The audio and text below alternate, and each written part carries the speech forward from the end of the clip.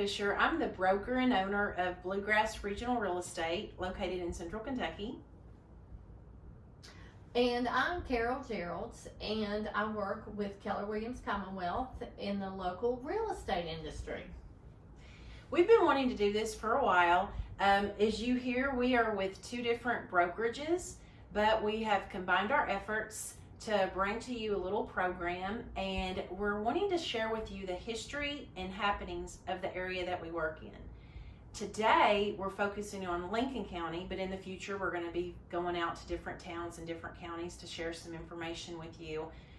One of the things that we're going to share also is the way that our market is right now. It changes rapidly, changes almost daily. So we're going to share with you what we have learned about that. And it's good news. It is good news. It is. So we hope you enjoy what we have put together for you, and we hope that you follow along with us in the future.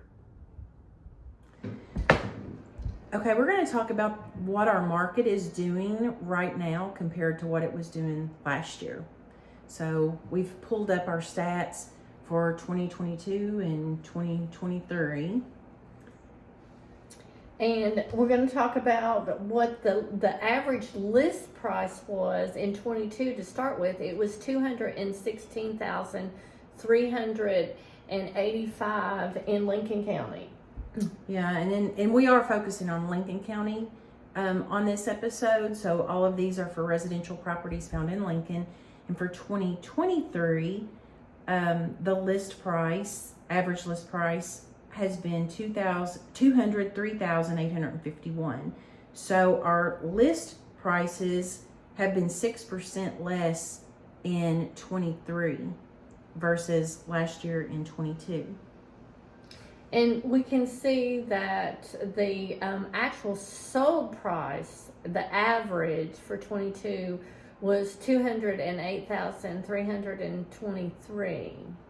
And in 2023, our average sold price was $193,192, which is 7.3, give or take, 7.3% less are what the residential homes in Lincoln County are selling for this year versus in 2022.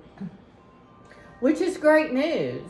I think that people that are interested in purchasing a property will find this to be great news. Yes, we're dealing with an interest rate change, but our prices are getting back in line. Our sold price in Lincoln County per square foot was $123 in 22, and now in 23. In 23, the average square footage has been 119.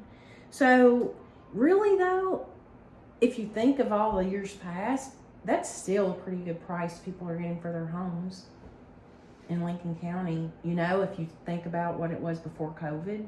Oh yeah, I think that when I looked at it before, well, in 20, it was $83 a square foot. Yeah. So yes, sellers are getting a great price for their properties still. Yeah, and I don't think it's going to drop a whole lot. I know a lot of people are kind of like thinking, what is it going to do? But I just don't think our economy would be able to hold it. So I think the prices are still going to, remain higher than what they were before COVID for sure. Oh, absolutely. Because we get into inventory. And when we realize what our economy has done over time, the demographics relates to how the demand and how many people are qualified home buyers right now. When you talk about young people and you talk about older people that are trying to downsize, there's more demand than what there is for inventory, and a lot of homes weren't being built. Right. And on the market today, I personally have been getting a lot of calls for people wanting to list their homes. So I've still got some buyers that I'm working with, but I've got more people calling me about listing their homes right now, which is a good thing because that means we're going to have, some more properties come on the market. What have you been getting calls? I mean, have you been getting like buyers and sellers? Well, it's kind of interesting. I have a lot of buyers right now that are looking for properties that do not meet their need. Mm. So, Yeah, and I still have some that are coming in from out of state. I know a lot of the people around the area are like, well, these people are coming in from everywhere, and they are. But the thing with our industry that I find fascinating is we've always had people coming into the area from everywhere. oh yeah, And I think we as realtors, we've been finding that we know that, whereas the common people don't realize that there's people moving in here from California and Texas and Florida and just, different countries. mm-hmm.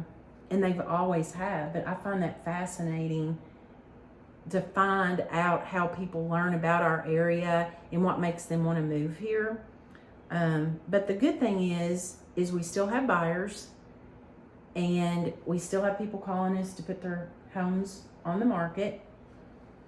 So that's a good thing. Yes, we're interested to share these stats with you today because we find that the market is still alive and well. Mm-hmm. And there's all kinds of media sources that you can listen to, read about, but you know what, we're two realtors that work in this market, and we have the facts at hand, and we're happy to share those with you. Yeah, and the location that we have got our stats from today has been our board, which is the Bluegrass Realtors Association. So yeah, as Carol was saying, you can find these on Realtor.com. Your best source though is going to be your realtors. So reach us at by our phone or text or DM us at any time. So we hope this was helpful. Part of our H&H is the history. So Carol has done a little bit of research, and like we were saying, we're going to focus on Lincoln County this time. So she's going to share with us some of the history that she found. There's a lot of opportunity to Google Lincoln County and Stanford, and there's even podcasts that I listen to. And so this is just a basic gist of where and how Lincoln County came to be. It was founded in 1775 by Benjamin Logan, and it was actually named for Benjamin Lincoln. He was a Revolutionary War general that I've learned the British captured. Some of the early known settlers in the Lincoln County area were Benjamin Logan, John Logan, and William Whitley, and as well as Isaac Shelby. Now, those names might be familiar to you, but we do have Fort Logan, and it has been redone. It's a replica. It's quite an interesting place to go to. And if you haven't been to the William Whitley house, have you been there? Mm-hmm. It's really worth your time to learn about the history of the William Whitley house. Now, Benjamin Logan blazed a trail from Virginia and established a fortified settlement that was known as Fort Logan. And it made it the second oldest settlement in Kentucky, with Harrodsburg and Mercer County being the first. Did you know that? Interesting, isn't it? I know it is. Well, and I was born and raised in Stanford, so I know a lot about the history and everything. And like you were saying earlier, just with we grew up here having a class in Kentucky history. I don't know if they still do that in schools or not. I don't think my girls had that. But we were just talking about how we had like the little book that we studied Kentucky history, and both of us were blessed with teachers that were very passionate about it. So it's kind of nice that we did get the history and learned more of where we're growing up, and it's good that we get to share that with you guys.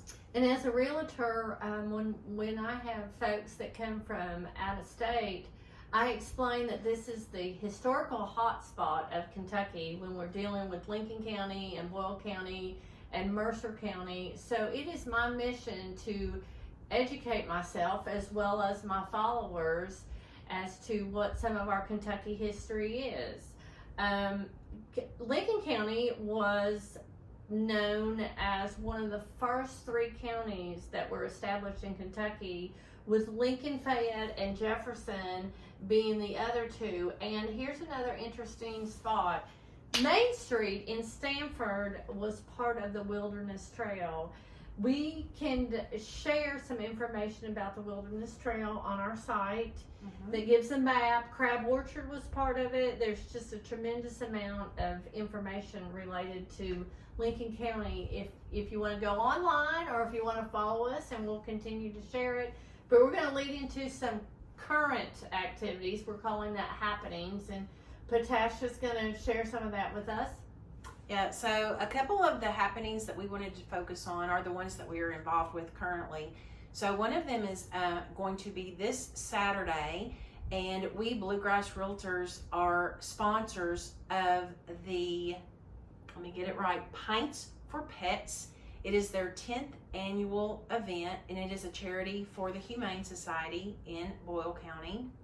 And it's going to start at 1 o'clock this Saturday at Weisiger Park, which is right there at the courthouse downtown Danville.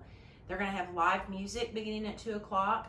We are part of a live charity auction, so a lot of us have donated items that are going to be auctioned off. That's going to be a live auction starting at 4:30 there at Weisiger Park, and it says it's 4:30 to 5 o'clock, so I would get there a little bit before 4:30 if you want to participate in the auction part of it.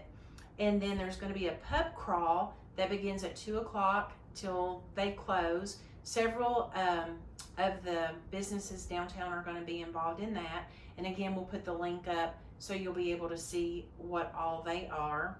And then one of the other activities that my office is going to participate in is going to be a trunk or treat. It's going to be on October the 30th, 5:30, I believe, till 7.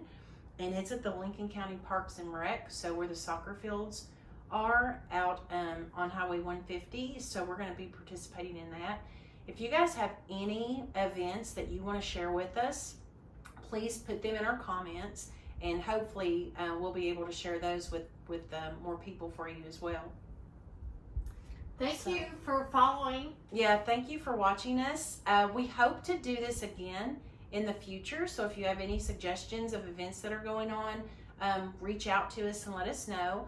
We hope to have some special guests in the future. We're going to be at different locations, and we hope this is a helpful way for you all to know more about your real estate market and what's going on in your area as well. So thank you very much. Thanks.